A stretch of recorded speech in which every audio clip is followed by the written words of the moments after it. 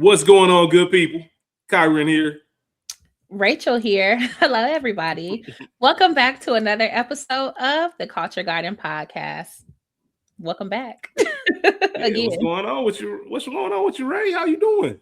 I feel good. I'm exhausted, but I am home for those of y'all Yeah. who are watching.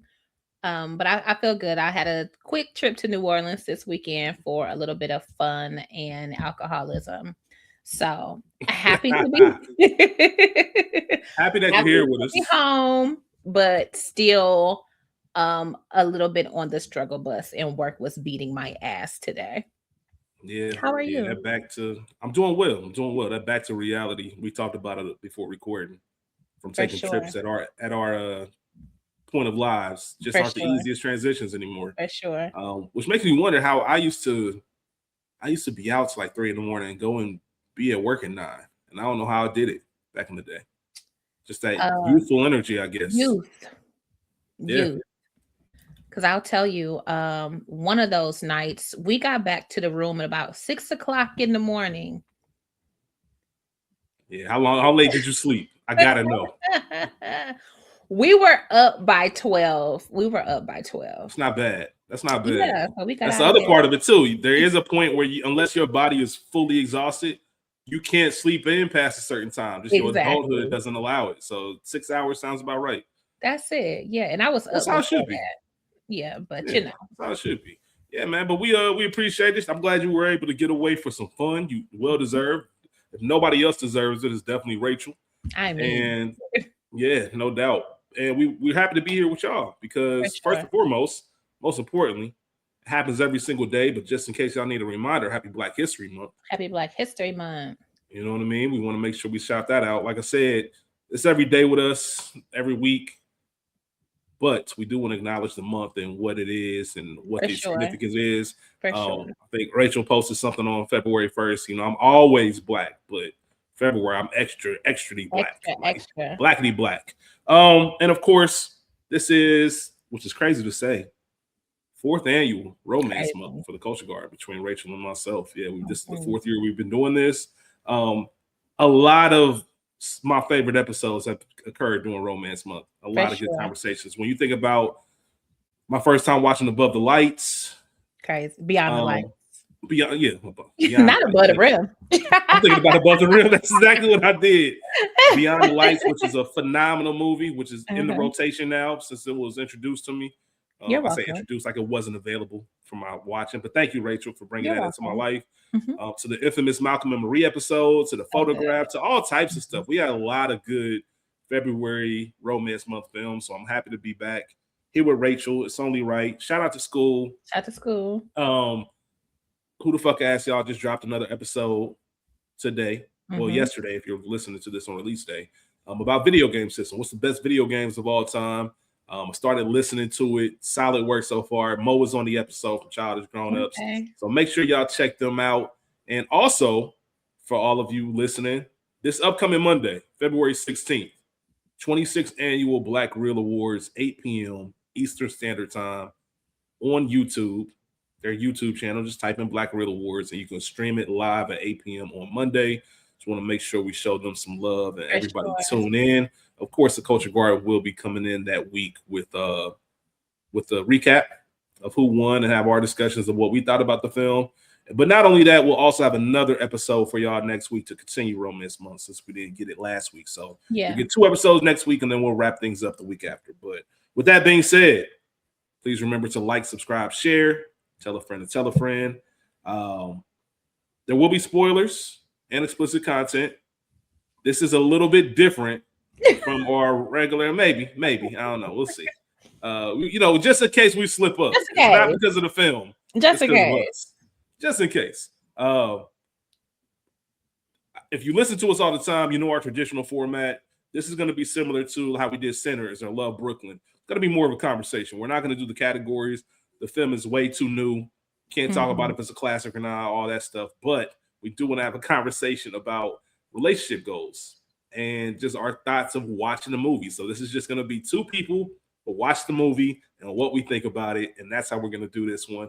I do want to get some information before we get started, though, Rachel, if that's cool. for those of you who don't know.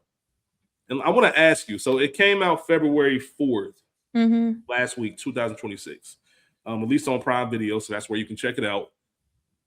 Just to ask you, when you saw Kelly Rowland, Method Man, Rom-Com, what were your thoughts?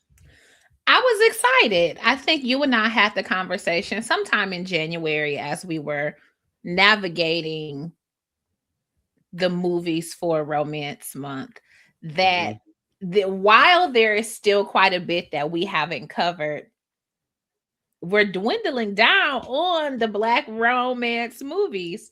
So I was excited to see something with two people who are so aesthetically beautiful and pleasing to the eye. I believe that their adornment is not merely external, since this is a church book, a church movie. Give y'all a little word. But I was excited. The previews for the most part looked cute. I think I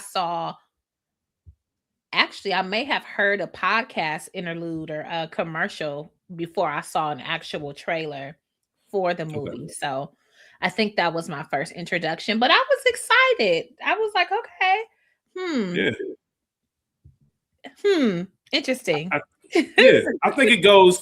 I think it says something about the star power, and how long they've been around. To where when I saw those two, I saw Rom-Com. I said, I'm in. I don't need to see a trailer. I don't need to really hear anything else. I'm in. That's worth my time of checking it out for myself. So shout out to both of them. We'll talk more about just our thoughts on the movie and just getting into it. I got some questions for you about the rom-com genre as a whole. But it was directed by Linda Mendoza, who mainly works in TV, and she's done a lot of television, spanning from all the way to Sesame Street, back in the day, to Blackish and Grownish. Okay. She's done some Everybody Hates Chris. She's done Girlfriends, Kenan and Kel. Like, she's literally done a range of thinking. Yeah, so she's directed a lot of different things. Upshaw's, Harlem. Shout out to Harlem. We got y'all. Written by Michael Elliott, Corey Tynan, and Laura Lekos, which is interesting. The trio writer room. It makes me wonder how many thoughts might have just been shuffled around, because this movie moved fast. And that's one of the things I noticed. It really got you through there. Like, it was like nothing really of substance to hold on to. It was just, all right, here we go. We speeding along. And it's like, all right, cool. Kind of what we talked about with I picked up on that. Kind of like with In Too Deep, where it's just like, I don't every rom-com I watch, I kind of feel like I'm in the friend group. You know what I'm saying? I feel like I could be that friend that's there giving advice, and I just feel like I didn't know enough about the characters to really have an input. It was just, well, all right, y'all had a pass. Like, can we get a little? What happened? Like, what? Cheated on her. Typical. Yeah, I get it. Yeah. I mean, you know, and that might be part of it too. A lot of this in the film was typical. It was a very typical film. So once again, we'll get to it. It was based on the book by Pastor Michael Todd, titled Relationship Goals: How to Win at Dating, Marriage, and Sex, and produced by Devin Franklin. I will say this. I didn't know this was based off of a book. I didn't know it was based off Pastor Michael Todd's book. And I don't have anything necessarily to say about Pastor Michael Todd at the moment. I think there's another movie we'll probably be gearing up to do soon, where we can have a larger conversation about, as they call them, the sneaker pastors, or the younger pastors, the hip generation pastors. Only thing I really remember about Michael Todd is the whole, like, the spit and the blind, and that's just one of those things. My eye, bro. Like, I personally don't like extra, no matter what the purpose of it is. Now it's just a little bit too extra, but that's not enough for me to cast like any judgment. I don't know enough about him to say what type of pastor he is. Like, if he's the Drewski skit pastor, or if he's really about it. I know he's popular, and I know he's famous, and obviously here we are with this film. But I say all that to say, when I saw Relationship Goals, I just thought it was a movie. Like an original screenplay.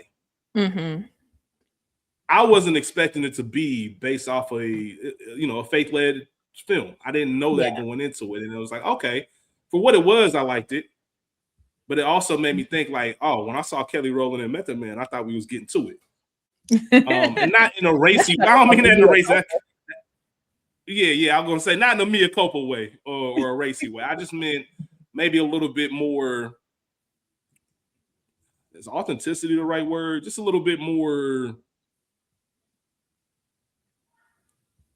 in depth. Okay. With some of the ups and downs of relationships, and that's not to say faith-led films can't be, talk about those things, because the audience, I think this is worth mentioning and helps you appreciate the film a little bit better. The audience was, from what I read, this isn't me saying this, it was for women. It was for faith-led women or women in the church, however you want to say it. So when you look at it like that, it's like, all right, I wasn't the demographic for it anyway. Let me just check it out. So yeah, I don't know. I just didn't know that it was about the book, and I think it changed. I think the movie would have been a lot different had it been like an original screenplay. If they got their own version of the photograph or something of that nature, For I sure. think this would have been a lot more interesting to me. I don't know if that makes me breathing or what, but no, I won't say that. I will agree with you because even though I said I think I heard a trailer for it or on a commercial, I didn't realize that it was based off of his book either. And without doing too much, he's not my particular brand of pastor. He's not my particular cup of tea. So that already became a deterrent for me, like, oh God. yeah. I get it. Oh, what is this shit? Oops, sorry, Lord. And so that's why I put the warning. Yeah, you're right. And so as we get into some of the popcorn or some of the chicken nuggets of oh my goodness script, stop. I felt that. I felt my disdain that I really did my best to put away coming to the forefront. But I'll say, in the way of faith-based films, it's not the worst thing I've seen. It's not the best thing I've seen, but I did enjoy it, and I enjoyed it better the second time around. Same. First time I was just pissed. Yeah, was it because you were expecting more? I was expecting more, but also I was expecting more. It was too much and not enough at the same time. And so also upon that first watch, I did come upon the knowledge of what it was based on and this, that, and the third. So I went into it the first time already with my own biases. And so the second time I watched it, I'm like, okay, girl, pull it together. So I did, and I did enjoy it more the second time around. Like, is it still corny? Yes. But did I enjoy it more the second time around? Yes. Will I probably watch it again? Yeah, probably. It can go on. It can be background noise for something, 100%. RP Senior can watch it and enjoy it. There you go. And that's what it's for. That's what it's for. For sure. So it's cool enough for us to watch it, but also clean enough for, RP Senior, Big Ange, whoever to watch it with us as well, and still have a conversation. And like you said, perfect background noise, and that's all due respect, but you can just kind of pop up at certain moments and be like, oh yeah, okay, and then go back to whatever you were doing. Right. And I want to shout out the cast real quick, and then we kind of we'll continue this conversation about. I have two, I don't want to say issues, but two things that kind of they dropped the ball on, in my opinion, or two discussion points. One had nothing to do with them, but the second one I think did. As far as the cast goes, just want to give a shout out to Kelly Rowland. Happy birthday to Kelly Rowland. Happy birthday, Kelly Rowland. That's the day we're recording is her birthday. The day you hear it is the day after. So just FYI. She plays Leah Caldwell. Cliff Method Man Smith is Jared Roy. Robin Thede, is it Thede? Thede. Robin Thede as Brenda Phelps. Annie Gonzalez as Treese Moore. The legend, Dennis Haysbert as Papa Jim. Devon Nixon, man, I'll never forgive him for canceling Winning Time. Never. Devon Nixon, shout out to Norm and Debbie Allen. It's Aiden. Matt Walsh is Dan Wilkin. and Ryan Jamal Swain as Roland, who was the assistant. Okay, so let's start with the first point that I was making earlier, which is the lack of original screenplay rom-coms. And I don't even look at this as, when Rachel and myself were texting earlier this week, just kind of getting our schedules aligned, maybe even last week or whenever, we both said that we want this film to do well because we miss rom-coms, and we want more rom-coms, more Black rom-coms. We led the episode by saying that, Rachel. And as I was looking back, I'm sitting here thinking, like, damn, when is the last rom-com that I really enjoyed? Do you know? Like, can you name, what's the last rom-com that you genuinely enjoyed and said, this is going to make it to the rotation? Like, I'm going to watch this yearly, bi-yearly. Dare I say Perfect Find? Perfect Find. That's Netflix. Which one's? Gabrielle Union. Is that Perfect Find? Okay. I don't know why I was thinking Perfect Match. So Perfect Find. Yes. I didn't know you liked that movie that much. Well, you said the last that I enjoyed. I can't think of anything in recent years. I'm drawing a blank. That's probably the most recent. Because I wouldn't call Love Brooklyn a rom-com. It's not. It's a romance movie. That's a great point. Similar to, have you ever seen Past Lives? No. Past Lives is phenomenal. Like Celine's song. However, it's not a rom-com. It's a romance movie. And that's the one, that's the same, Celine Song is the same person that did The Materialist, which I hate. Like, so excited to see that, but I can't stand. But Past Lives is a romance movie. Love Brooklyn is a romance movie. The Photograph is a romance movie. The last rom-com that I had to go back and look and say I really enjoyed this was Crazy Rich Asians. Okay, and I love Crazy. That was 2018. That's crazy. Yeah, it's been 8 years since I've actually seen a rom-com that I was excited about. I mean, don't get me wrong, there's plenty I was excited about going into, but leaving, I'm like, oh, and part of it's not because they put out a lot of bad rom-com movies, it's because they're not putting out enough rom-com movies for us to even choose from. It's like, damn, this used to be a genre that kind of dominated our coming of age years. Those middle school, high school years, rom-coms were just a thing. Yeah. And we had so many from that generation to pull from. And it's like, damn, what happened? Why don't we get these anymore? Because I'm sure a lot of people have seen the Matt Damon Hot Ones clip of him talking about why certain movies don't get made anymore, DVD stream, revenue stream, all of that. But I always felt like rom-com was a genre that was just foolproof. Yeah. Like, you can always lean on February. You can always lean on these certain holidays. And who doesn't love a good romance story? It literally makes the world go round. For sure. So it's like, why can't they figure this part out? Because the world is jaded. People aren't in love anymore. Yeah, and that's a whole nother conversation for another day. But you were on to something. Even the love songs I saw, like, people even talk about R&B music and when the shift happened to where, you know, niggas stop being in love. Exactly. I want to, contrary to popular belief, I'm a lover. Yeah, I know that. I know you a lover girl. Shout out to Top 5 too. I don't know where your Top 5 came out, but that's Top 5. Yeah, I love Top 5 and Crazy Rich Asians might be those might be the two. But go ahead. Okay. Yeah, but no, I love love. I love storytelling. I want to hear something beautiful. Everybody knows I'm a music lover.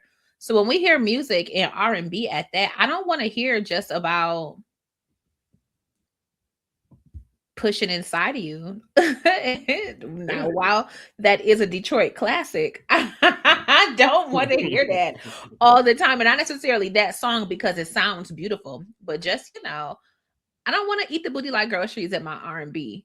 Like, that's cute for a moment, but take me through there with some more words, some allegory, some illusion. Talked about Lenny Williams making me cry, like, just in the car, like, just not be just the emotion. You can hear that emotions in that man's, like, voice. Like, when he told his friend, like, maybe you ain't never been in love the way I've been in love.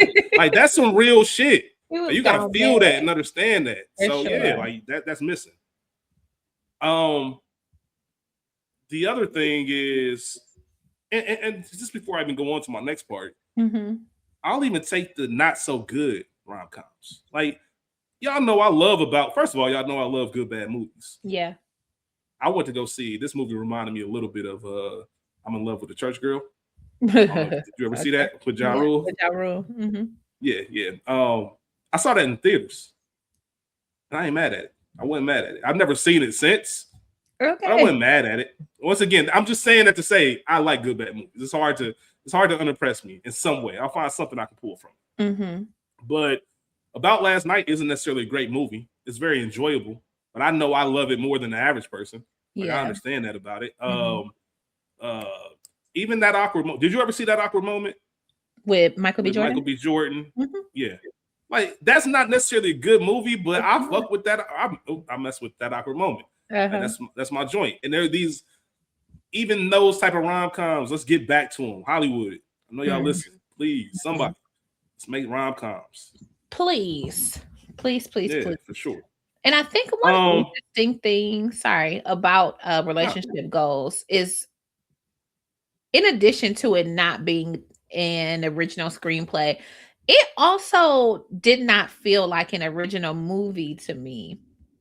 Rachel, I promise on everything. That's my next. I told y'all I had 2 points. Rachel, that's my second point. Keep going. For me, it's a mix of Think Like a Man and by Steve Harvey, and then Tyler Perry's Nobody's Fool. Have you seen that one? I've not seen Nobody's Fool. Okay, well, it's a mix of the two. Okay, that's the one with Tiffany Haddish. And Tika Sumpter. Danielle Deadweiler? Oh, Tika Sumpter. Okay. Tika Sumpter, yeah. And Mario. I know the movie, just never seen it because, but you're 100% right. I wrote that down in my notes, and we're on brand because Think Like a Man, the book aspect of it, and there's just certain moments when it just feels commercially like you're product placing. Like, there are moments throughout this film where I was just waiting on Keenen Ivory Wayans to pop up with the mailman outfit. Message. It was just like, man, it just doesn't feel like a natural conversation. It feels very placed and intentional. So I even tied in a little bit of when you take a faith-led movie. Why can't I think of the name of this? Taraji and Morris Chestnut. Not Easily Broken.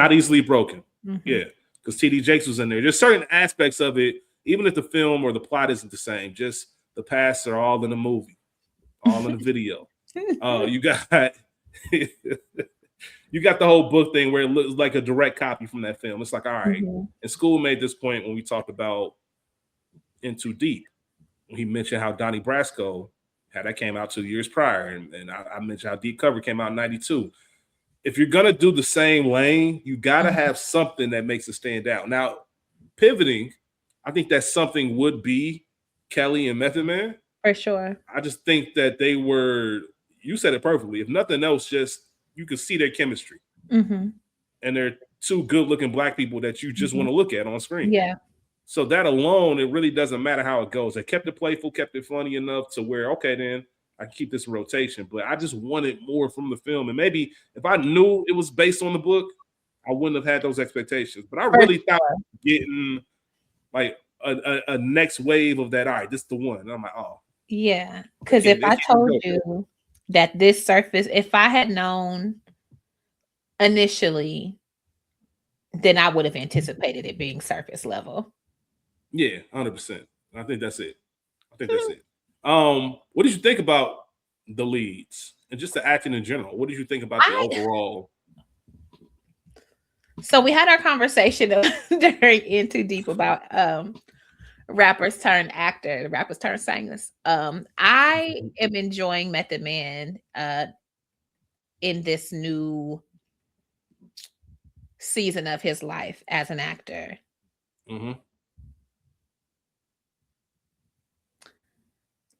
I enjoy Kelly.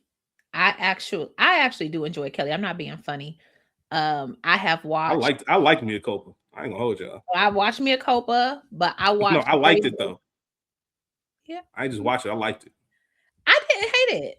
I only watched it maybe once, so I can't give or take a couple scenes. But I watched Merry Little Christmas.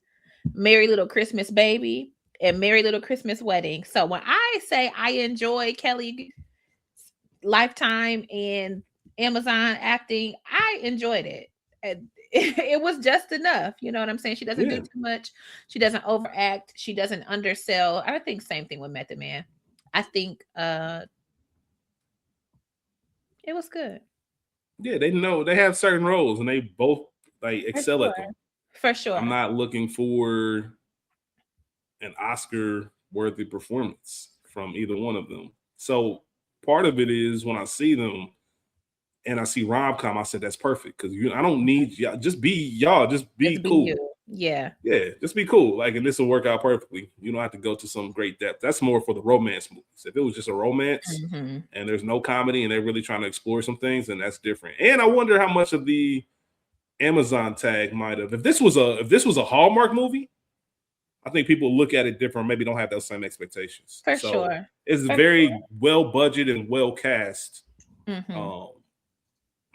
don't know what the budget was, so I don't want to say low budget, but kind of lower tier type of film. It's not a studio film in that sense. Amazon Studios, but maybe. I don't even know what the studio was behind it. But it did its thing. Like, it was cool to see it. I just want more depth. But it doesn't take away that I can appreciate what it is, who it was for, and still find the value in it. So yeah, I'll find that. Certain themes throughout the film, I want to ask you about.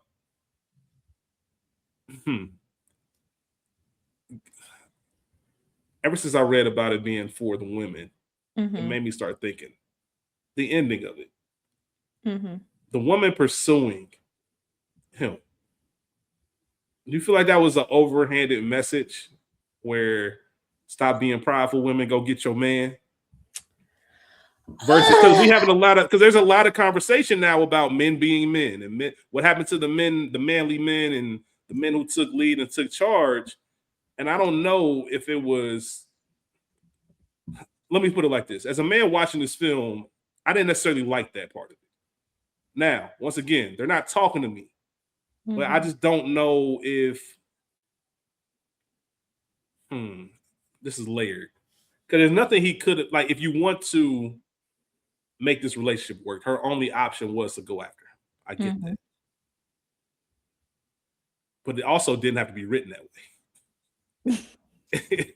So I guess I don't know, man. It just seems like, even with Love Jones, I've talked about this before when we did our Love Jones episode. There's something about her being the one standing in this rain, asking this man to work it out after he's messed up numerous times. It just, I don't know. I don't know what that says about me or what that really means, but I just feel like stuff like that isn't by accident.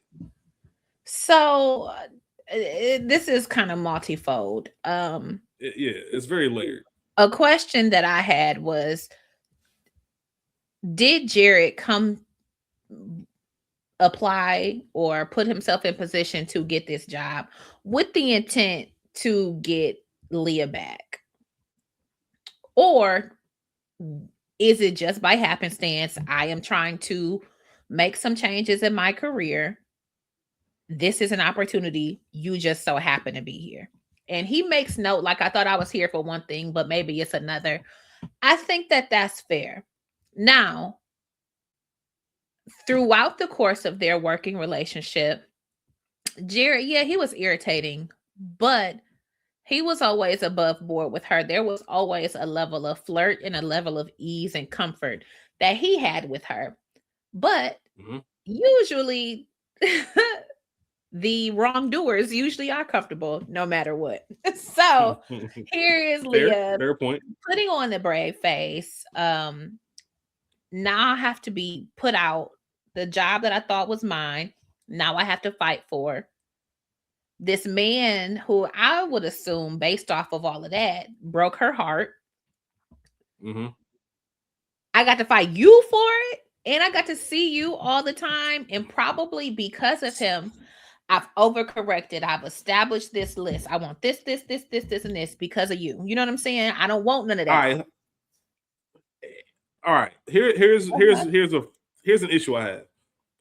That's why I want a little bit more about. I don't know the status of their relationship back in the day. Was this a good time for a couple of weeks type of thing, or were they really in a relationship for some months to a year. I don't know. Like, and I think that makes a difference. I felt like they were in a relationship. You remember my favorite drink. I'm calling you Lily, not just Leah or something. To me, that's more than just. Let me ask you this. Mm-hmm. Because this goes into your answer. How old do you think they are? What age range are we in this movie? Now, see, that's an issue because I know how old they are. Yeah, in real life we know, but I wonder how old these characters are supposed to be, because that also plays a factor into the way he remembers her drinking stuff. Like, were y'all early 20s? Are y'all supposed to be mid 30s now? I think they as an are executive, supposed to be you're at least mid 40s. to late 30s. They are supposed to be mid to late 30s. Black don't crack, man. Shout out to them, because they're not that. I mean, they're in their 40s and 50s. So. That's what I'm saying. I know, that's why I said black don't crack. Like, the fact that they can pull off this age range and not have anybody question it, knowing that they're at least a decade older. But go ahead, my bad. Yeah. What was the original question? Oh, I was asking about their age just because you mentioned you think they dated. Like, he remembers her favorite drink. It was more than something casual. He could have just been good. It could have, but so again, it was more to her than it was to him. You know what I'm saying? So yeah. So I'm sorry. It just would give me more context. And once again, I'm asking for things that the movie's not going to be able to provide. Just gives me a little bit more. How did you get to the 70 items on one list person? How did you become this? Was it all because of him, or what else was it? I mean, it's probably been an amalgamation of men who have played in your face, or not just you or somebody you've seen some things like, you don't really like that. That's a no for me, So back to the original point. I forgot. My bad. That's my bad. I mean, I'm sitting here spitballing thoughts at you. Yeah, I forgot the question, but yeah, I don't remember. Sorry. It's all good. It's all good. You were just talking about how Method Man was, or not Method Man, Jared was he kept the level of above water with her, and you said most of the times they do. The ones who mess up do. Yeah, they do. Which led me to even asking how long they were even together, or how that even worked out. I'm just very curious about. I don't know. It seems like I took it as there's a big gap between him and the time they are now. And it just makes me curious. Like, what else has been going on in your life? Yeah, and I know we got a little bit of that because, our dad was telling you, I know you bury yourself in your work. And there were all other types of signs to say that. So who knows if she's even been dating or had somebody else since that time. So it might make sense as to why she was holding on to it a little bit more. Or just in general, I don't know. Like you said, the main point is meant more to her than it did him. On the flip side of that, I would love to see what he's been doing in his life, and not a full run, explanation, but just to kind of see what led him to. It's got to be more than the book to me. like there's other things that have to transpire for you to say, I want to change my ways and really go through it. He's dating. Obviously, women are calling him Big Daddy. So he's out here in the streets, but likely, again, I think that was kind of the point of what their relationship was prior to. I think losing her. So yeah, I've had all this fun in these last few years, but I've not done anything or had anything tangible either. And so here I am. I've come across, who knows how we stumbled across this pastor, and it resonated with me. Like, oh shit, you know what? Maybe I should be treating women differently, or maybe if I say I do want to settle down at some point, maybe I should go about dating differently. Maybe I shouldn't be cheating on my girlfriends and this and the third. I should get serious and date intentionally. So I'm not mad at that. A lot of men, all it takes is losing. Losing a bad one. No, and to what you just said, that is one thing that I really do enjoy about I think that's why I'm digging for more information, because I appreciate the fact that they took the they took the idea of what's it look like for a man to work on himself. Yeah, you were a player. Yeah, you were this. There were expectations just by looking at you. However, I'm a changed man. I really am serious about this life because we've seen it to where, niggas just be lying. And that's just what it is. sure. But he meant it. You could tell it wasn't anything that was superficial. I'm really trying to change my ways. And I think that's a big part of that maturation, especially I'm only speaking for me as a man, of when you just get tired of the childish games and gets tired of the childish ways, or they become emotionally exhausting, or no longer conceivable. It's like I got to move on, or I got to figure out what I want to do. Because playing that same game, I don't care who. Some people might be having fun. Usually they're rich. That's the difference. So if you really try to settle down, you do have to look at yourself in the mirror and say, all right, then what am I doing? And start changing some ways. And not even him, but what was her name that was in a relationship with Aiden? Her character's name. Brenda. Yes, even Brenda. Even her, like her having that same thing where I'm not getting what I need. My faith and other things that I love took a back seat during this relationship, and I don't want it anymore. Now that was, I'm not gonna hold you. I low-key crapped on the movie when we first started talking about it. Yeah. But that's a real thing. You are dating or entertaining somebody for so long, and then here it is. It's not going anywhere. We've been kicking it. We're together, on again, off again, but it's not progressing. And you know that deep down you desire marriage.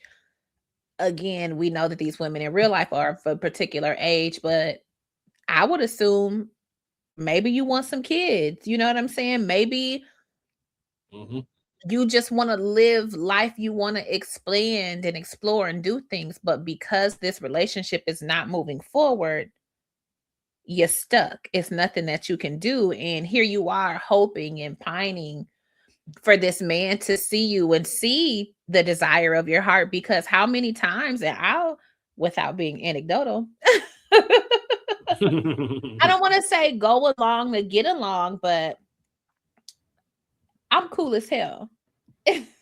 And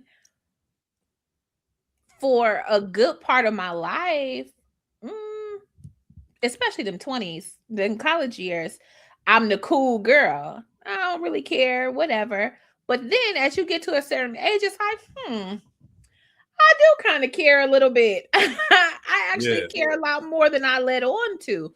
And you have to investigate with yourself why and what it is. You know what I'm saying? What it is about this person that makes you, dare I say, betray yourself or continue to go without, or to starve yourself of the things that you want and desire just to keep them close, just to say that you have somebody. And so Brenda, in her desire, like, okay, I got this man, this athlete, we got money, we doing the things, but I'm just a girlfriend. Power couple.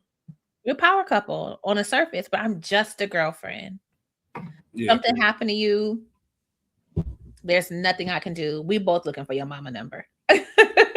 Me and the hospital. It's nothing that I can do. It's no way that I can stand in the gap. Like, okay, yeah, I can cover you a little bit, but not for real. And here she is, desperately. Oh man, you coming here with a ring? I'm excited. I'm putting down everything for you. Oh, it's your ring, not something for me. Okay. This is your event. While he ended up proposing at his retirement party. But again, I'm going into it, me supporting you, everything for you, nothing for me. And it's unfortunate. And it is something you have to investigate. Like, what is it that I want? Go ahead. So real quick before I even talk about what you said, which was all great. Did you have an issue with him proposing at his ceremony? You think she deserved her own? Like, let's not do this as something that's about you. So honestly, it just depends on the person. So for me, do I want it there? No. But for her, it very well could be, as long as you're doing it, especially since we had to let it go to come back to see how strong we were. Shout out to Earl, man. R.I.P. Like, I had to leave you alone. I had to get out that warm bed, go sleep on the couch for a little bit, because this ain't it. You got to see what life without me looks like. And that's real. And that's one thing to what I was going to say about your point. I really appreciate how they wrote it and how she did it. It wasn't some kind of immature or passive aggressive way. It was, she even owned up to it. There was a moment where she said, you know, I think he mentioned, I thought you didn't want to get married. We were taking our time. She said, yeah, kind of played it off, but that's my bad. You know, I should have been more upfront about it. That's what, when you said, well, your piece, that's what made me think about it. You know, I'll take ownership that I did say that, but I didn't really mean that, because once again, I need to investigate what it is about you that has me putting myself in the back seat. But this is what I want now. I'm bringing it to you. I want to have the conversation. There's not going to be any yelling, any kind of over the top. I'm just telling you how I feel. If you don't feel that way, cool. But now I'm strong enough to say, I'm leaving. This isn't what I want. And I want you to know I'm serious. And it's not just a play. And we saw, once again, shout out to the movie for showing us, it wasn't easy for her. Like, she was sick about that. You know, obviously you would think she would, but we saw it too. Yeah. But she had friends and there were enough people to kind of get through it too. He was like, you know what? Life is not the same without you.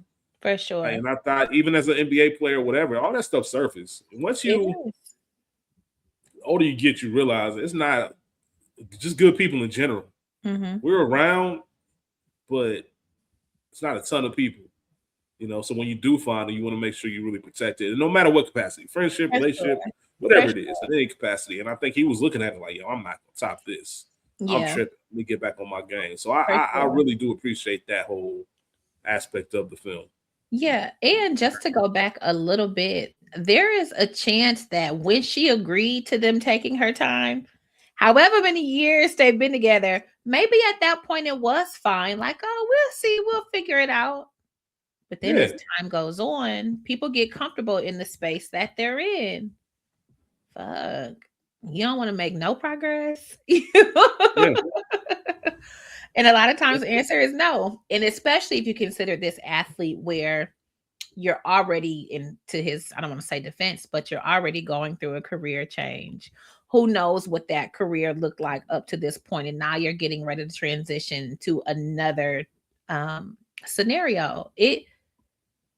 I can see where it would be difficult, but if this person is important to you, you step up, you figure it out, or you let it go. And sometimes people don't get that happy ending of you realizing that I'm just right for you. Shout out to just right. Right. You might not get that, but you get your freedom. I don't know. Hey. He's had to get up and slide over to Molly's for a couple nights before Lawrence had to got up and got a haircut and went out job hunting. Like, sometimes you just need to, you know what, this ain't enough. Yeah. You've gotten way too comfortable. This has been part of your daily routine. Now, let me break this up and let you know I'm out. Like, life is progressing. And I think that's the most, if you talk to couples, I'm sure that's one of the things that they have to navigate is growing together. As you grow, your interests change. For sure. The person you are changes. How do we stay together at 45 when we had different values or different thoughts at 25? Like, what does that look like? And there's a way to do it for sure. You got to be able to do it and grow and be accountable and everything else. And that's such an interesting point. I think about, like, my parents have been married for 42 years. I think about that. And staying with people through different iterations of their lives. Like, I might not fucking like you. I might not like you from 37 to 42. This might be a little weird, but is it worth it? Do you have enough? Are you both changing, or is only one person? So that's to bring it back to the movie. I think it would be interesting, even if we got like a glimpse of their lives separately, maybe a montage while Brenda's telling Treese the story of Leah and Jared. You know what I'm saying? Like, oh yeah, well, Yeah, we don't get we get her friends, but we don't get any of his friends. We don't He has get no friends. anything into his life. You gotta have some friends. Like He has no friends. that's a classic rom-com trope. The man with no friends. He ain't got nobody to give no stupid ideas to. They missed the classic rom-com. You supposed to have the funny guy friend that's telling you tripping, whatever the case is. But I guess it didn't need it. Once again, I really do appreciate the movie for what it is. A lot of this conversation is, hey, if I was at the head of it, this is what I would have liked to see. But it doesn't take away from what they came to do and what they provided. So, you got your single friend, which is classic. I don't really have too much to say about her storyline. I'm glad she ended up getting stuff together at the end, but I think she was more as a placement of. Go ahead. Getting ghosted before the food comes is crazy. And you got ghosting in real life. That's nuts.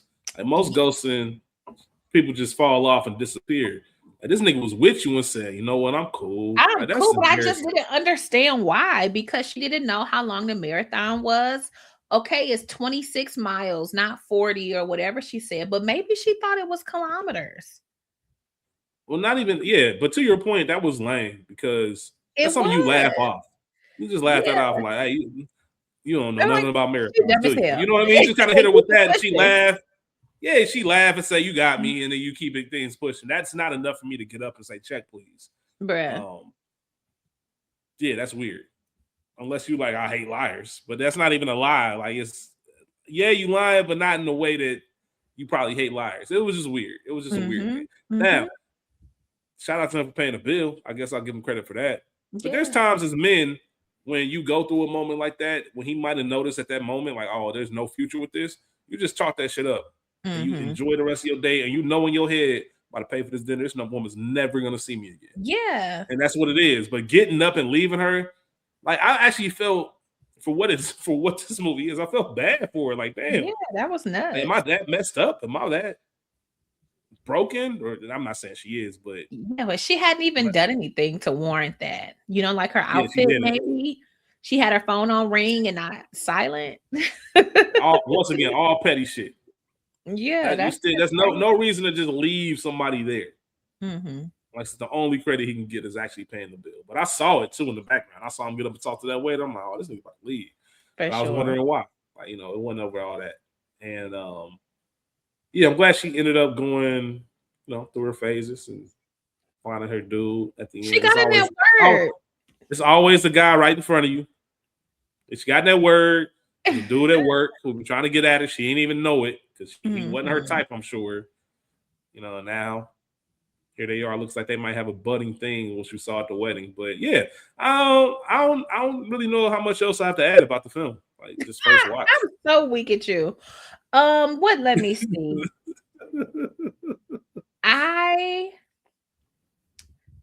Aiden coming in with that championship ring would have set me off. Treese being ghosted is crazy. I did enjoy interviewing the Todds, but it just reminded me that ain't my particular church style. Even that chicken nuggets. It just was so stupid. Yeah, man, stop. I get it, but that's when niggas be turning to Stretch Armstrong. Like, nigga, your arms like you reaching, bro. You reaching. It reminded me, the whole church scene reminded me of the episode of Insecure. Shout out to We Got Y'all. When Lawrence and Chad go to church and it is the most basic, mundane of messages. And Chad is getting his life. He is going to that altar for prayer. And here is Cliff, like, pretty impressive, right? Not Cliff, Jared, pretty impressive, right? Nigga, no. It's wild. I remember that episode clearly. Better altar call than this, but whatever. Yeah. I know it sounds like we didn't enjoy the movie, guys, but I actually did enjoy it. I thought it was cute. Oh, I remember what the question was that you asked me at the top of why Leah was the one going to get her damn man, because she had to. She had to. I don't think that Yeah, is issue of quote unquote pride and wanting to say women stop being prideful. In this instance, Jared is the one who came to her city, came to her job, trying to get a new job. But he is the one who has been open, quote unquote, with her this entire time. I've been as vulnerable as you would let me be. I've tried to be friendly with you. And then when we finally did reach some common ground, you tried to sneak out of my apartment like I was a stranger, not somebody that at one point you shared a life with. Or at least even now, there is some semblance of friendship or potential colleague shit. Like, let's not do it like that. Again, here I am telling you not to leave, putting myself out there for you. I take myself out of the running because you said if I wanted you, if I missed you, if I was sorry, that is what needed to be done. I've made the steps. I've taken the steps. I've tried to get you back. I made sure you got your dream job because that is what you said was the most important thing to you. You've not met me anywhere. no, you're 1,000% right. So in this case, in this instance, she had to be the one to go after him, and he got to go. He got to work now. He got to go find something to do. Yeah, it's yeah. What you're 100% correct. Mm-hmm. And there was no other, based on what the film gave us. There's no other way to do it. She had to. She had to go after him. I was looking at it from the sense of, and once again, I think when I read that about the target audience, it just got in my head a little bit, and I'm saying, all right, well, what are you trying to say to your target audience? And I was just curious as to how that might be perceived but in this situation, they kind of laid it up to where she had no choice. See, you It's want really me to it's a moot point. It's a moot point. Like, you don't have to dig into it. But go ahead. I want to hear it. I was gonna say, if you want me to have this evangelical conversation, Well, more so, yeah, feel free. But it was more so just because it wasn't what I thought. It was, like I said, it's more so, is this what the movie is trying to say to women? And I was wondering if that was really a thing or if I was just looking too deep into it. I think it's a combination of the two. I don't think that is what the movie is necessarily trying to say. Oh, But no, I it's not the think message. It's not the theme. Not at all. yeah, but I think that there an argument could be had that some of that is present there. Um there could be an argument, but I don't think that's the underlying message. And all right, now that we're talking about this, as I'm thinking about these characters, I think part of the reason I wanted more of their backstory is because there's nothing overly redeeming about Leah's character to the point where, I'm not saying she's not a good person or a cool person, great co-worker, whatever the case is. We know she's not a team player. That's how they paint her. But even then, I didn't necessarily see that per se. This is all about my hearsay. But if I'm your love interest and I see you clearly don't care, like, I don't know how, I want to know what that love was like and how deep it was so I can make sense to me as to why you're still pursuing her. Because she's obviously not interested, or she's not into you. She's past it, whatever. And it seems like at some point you just be like, all right, cool, I get it. Like, you hate me, you're going to be mean to me. Or maybe he was that into her to where he said, I'm not taking no for an answer. But that goes back to the original point that you said or question you asked, which was, I don't think he came to that job to get her. I really think that he came to take that position. Yeah. And that was it. So maybe even if it would have made more sense if he did come to get her as to why he was so persistent. But it's just like, all right, bro, like, you clearly don't rock with me. I'll take my L on the chin and I'll keep it moving. Like, it just seems, so what you're saying is you ain't never worked for no woman you really pissed off and had to get back in her good graces. Not after 10 years. Like, at 10 years, like, it just seems like you just, all right, what was the epiphany moment in those 10 years that made you say, I want her back? I don't know if that was the case. Because ain't nothing out here in these streets.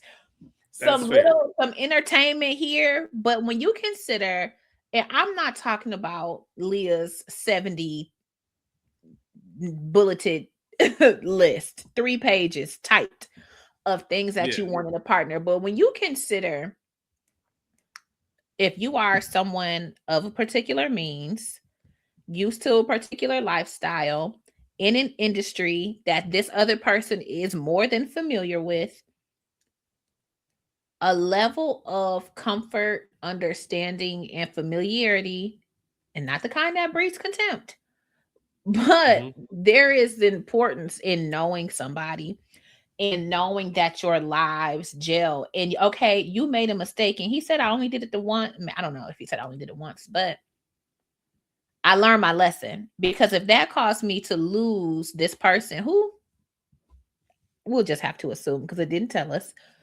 cared so deeply about, had whatever this great relationship was, and now I'm just out here in these streets. I might have had some good sex through the years. I might have even had a couple good affairs, maybe even another girlfriend, but they ain't you. To your point, Leah didn't seem that great. But if that's what you love, if that's what you like, everything you're saying is spot on, Rachel. Like everything you're saying is spot on. But that's why I needed. If I saw what you just said, I have no questions. Okay. It just left too many gaps from me as a viewer. Me personally, I'm not saying the film failed at anything. Me as a viewer and how I take things in, I would have really loved if I had a little bit more background. And I say this every time we have this episode like this. Every time we see a film that has us wanting us to know a little bit more information, I say the same thing. I wish we'd have known a little bit more to make sense of those two characters and how they got there. That's it. It just would have made everything so tie in together. Because just looking at it, like, wow, man. I understand. Maybe it's me. Maybe I ain't worked hard enough. I'd have been like, all right, bro. Hey, I could see that too. You know? Hey, self-awareness is in. Never call somebody. You ain't never sent nobody no money on PayPal, on Cash App, so they'll talk to you. Yeah. Nah, that's some real shit. That's some real shit. That's a real thing. Because you blocked on everything else. Fake number. Yeah. Yeah. Nah, you're right. You're right. Yeah. Unblock me. Hey, call star 67. Or you ain't answering that phone. You gotta hit him with the damn, I'm blocked. The homies gotta hit her up now. Yeah, man. Hey, bro, text her phone real quick. Let me borrow your. What was that? That's it. Damn, what show is that? Forever. Yeah, Forever. Like, damn, let me get your phone, man. Like, I'm gonna hold this for class because I'm trying to get a hold of her. Yeah, shout out to that. You ain't never you know, my daddy number is private. And so one time I answered this restricted call. I'm like, Daddy, wrong daddy, nigga. Yeah, I remember that. I remember you told me about that. That shit's still hilarious. This is a sick Negro. That shit's still hilarious. I actually tipped my hat to that nigga for that. No, that was funny. He's insane. I know, but still, I feel bad for tipping my hat, but it's also just humorous. Like, it's a great way to think on your feet. Like, that was great. All right. Anything else? Anything else you want to talk about with the film? Shout out to relationship goals. Shout out to the church. I think it's.